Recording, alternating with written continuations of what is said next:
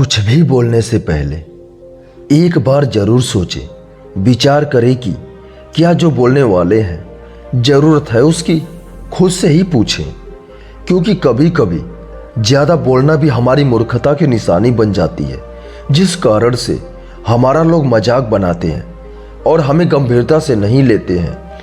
इसलिए आज इस कहानी से जानते हैं कि किन परिस्थितियों में हमें हमेशा चुप रहना चाहिए, मौन रहना चाहिए, क्योंकि ज़्यादातर पाएंगे कि जितने भी झगड़े होते हैं वो फालतू बोलने से ही शुरू होते हैं और रिश्तों को भी खराब करते हैं। आज हम इस कहानी से जानेंगे कि किन परिस्थितियों में हमें चुप रहना चाहिए, मौन रहना चाहिए। एक बार की बात है, एक नौजवान लड़का बौद्ध भिक्षु के पास पहुंचा।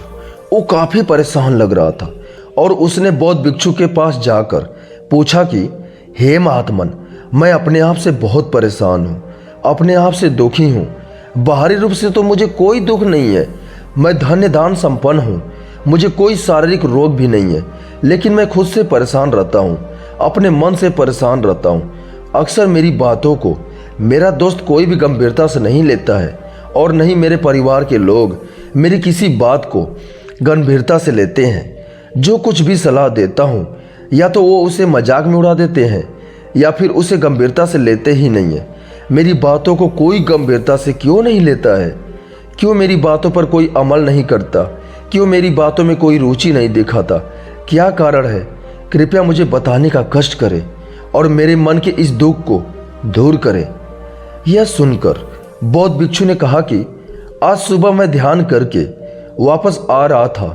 रास्ते में कुछ कौवे काँव काँव कर रहे थे और वहीं पर जब मैं चलता हुआ कुछ दूर आया तो मुझे एक मधुर मोर की आवाज़ सुनाई दी।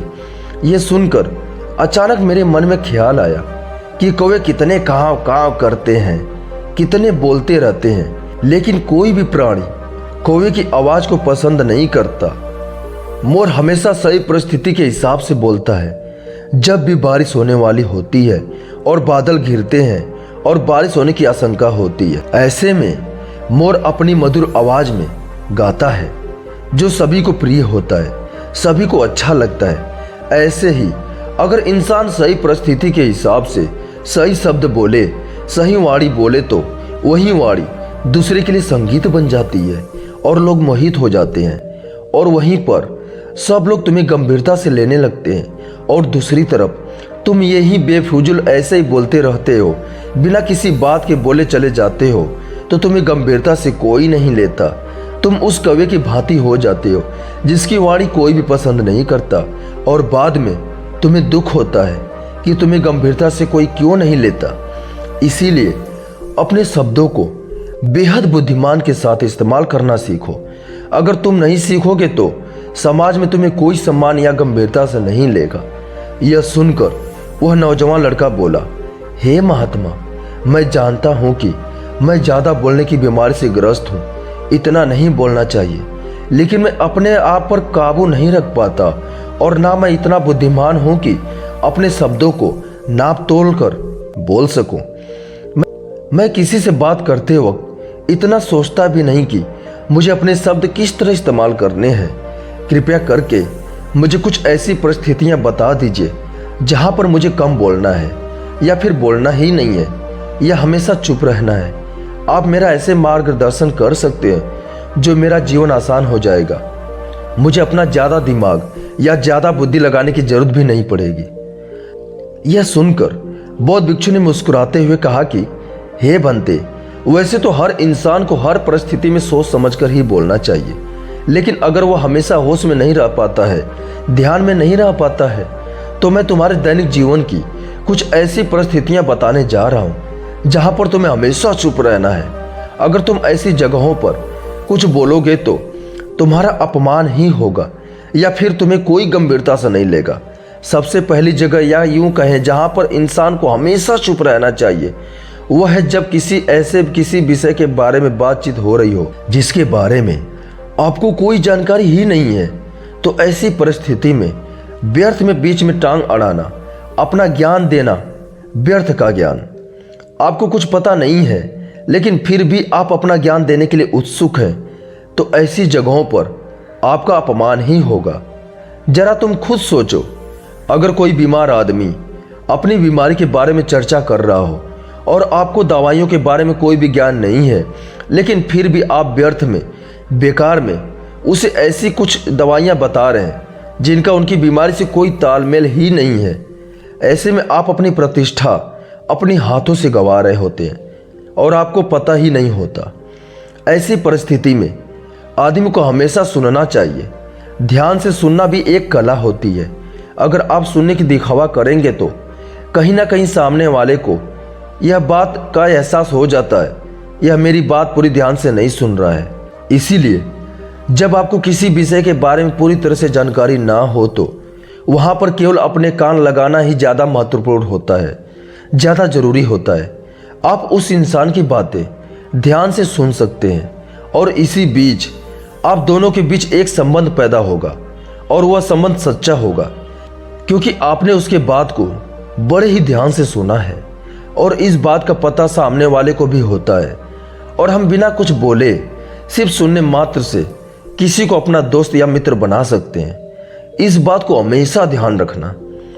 दूसरी जगह जहां इंसान को हमेशा चुप रहना चाहिए वह है खाना खाते वक्त। खाना इंसान को हमेशा चुप रहकर खाना चाहिए, मौन रहकर खाना चाहिए। महात्मा बुद्ध और उनके भिक्षु हमेशा चुप रहकर भोजन करते हैं, शांत स्वभाव से भोजन करते हैं, परिपूर्ण होकर भोजन करते हैं, पूरी तरह से करते हैं, एक एक टुकड़े का स्वाद लेकर भोजन करते हैं। और ऐसा भोजन जब आपके शरीर में पहुंचता है तो वो आपके अंग अंग तक ऊर्जा पहुंचाता है। अक्सर हम भोजन करते वक्त कुछ ना कुछ बोलते रहते हैं, कुछ ना कुछ सुनते रहते हैं, लेकिन मौन रखकर पूरा स्वाद लेकर उस भोजन को कभी नहीं करते। हम उस भोजन को करते वक्त आधे अधूरे ही रहते हैं और इसीलिए हमारा शरीर रोगों से ग्रस्त हो जाता है। जरा तुम खुद सोचो, बौद्ध भिक्षु हमेशा भिक्षा लेकर भोजन करता है और भिक्षा भी कितना, बिल्कुल मामूली सी, और वो भी एक वक्त। तो एक वक्त भोजन करने के बाद भी वह इतने स्वस्थ रहते थे, इतने उत्साह जोश और आनंद से भरे होते थे। और हम तो इतना खाना खाते हैं, इतनी सारी भोजन की सामग्रियां हमारे लिए उपलब्ध होती है, लेकिन हमारे शरीर में कोई ऊर्जा नहीं होती। इसका सबसे बड़ा कारण होता है कि हम अपना भोजन होश में नहीं करते हैं, परिपूर्ण होकर नहीं करते हैं, मन लगाकर नहीं करते हैं। इसीलिए अपना भोजन हमेशा मौन रहकर ही करो।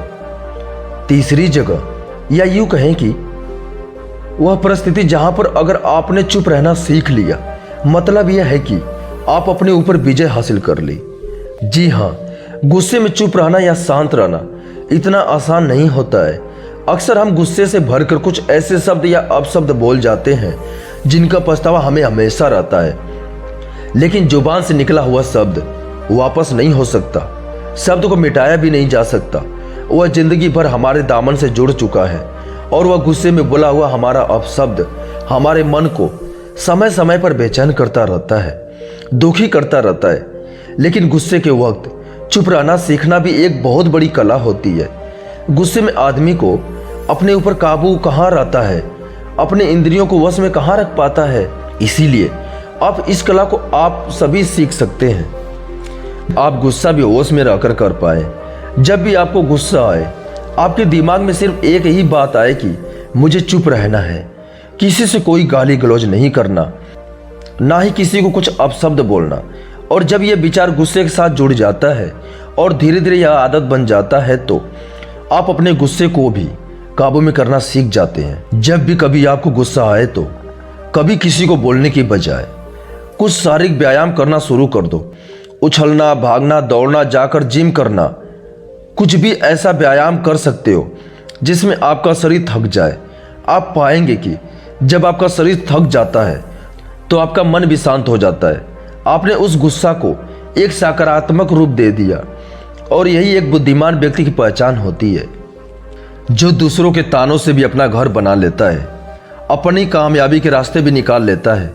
वही सच में बुद्धिमान आदमी होता है। जो जहर को दवा बनाकर इस्तेमाल करना सीख जाए वही असली बुद्धिमान होता है। चौथी जगह, जहां आप चुप रहेंगे तो आपके लिए वही सबसे ज्यादा बेहतर होगा, वही आपको सम्मान दिलाएगा। चौथी जगह है कि जब चार लोग आपस में बैठकर बातें कर रहे हों, कोई बैठक कर रहे हों, तो वहां पर जब चार लोग बातें कर रहे होते हैं तो चारों एक साथ बात तो नहीं कर सकते। एक बार में एक व्यक्ति बोलेगा, तीन सुनेंगे, तभी वो बैठक कामयाब हो पाएगी, तभी वो चर्चा सही रूप में आगे बढ़ पाएंगी।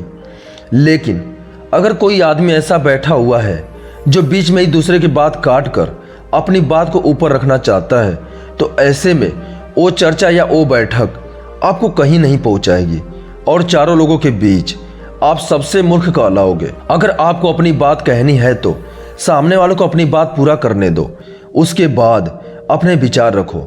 यही एक भद्र पुरुष या फिर कहें जेंटलमैन की पहचान होती है।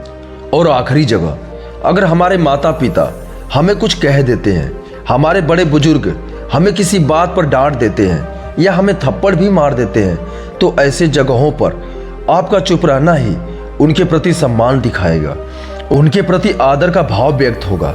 अगर आप उनके सामने उनका विरोध कर देते हैं, उनका प्रतिरोध कर देते हैं, तो वह गुस्सा तो थोड़ी देर बाद शांत हो जाएगा, लेकिन वही कही गई बात, विरोध किया हुआ शब्द या फिर कुछ उल्टा सीधा हमेशा आपके मन को सताएगा।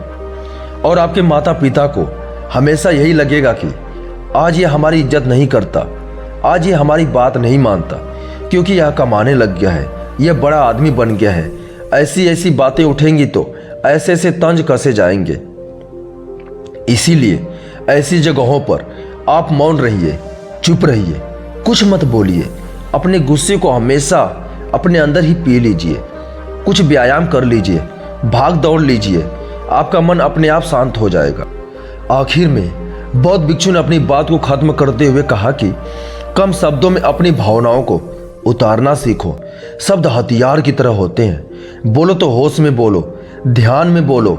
जीवन शैली ऐसी बना लो कि आप जब भी बोलो पूरे होश में रहकर बोलो, पूरे आनंद के साथ बोलो, पूरे प्रेम के साथ बोलो। ऐसी वाणी बोलो जो दूसरे के दिल को ठंडक पहुंचाते हो, दूसरे के मन को शांत कर देती हो। और वह तभी संभव है जब आप प्रतिपल होश में रहकर बोलते हो। वह नौजवान लड़का बौद्ध भिक्षु के सामने नतमस्तक हो गया और उनको प्रणाम करते हुए अपने घर वापस लौट गया। नमस्कार दोस्तों, नमो बुद्धाय।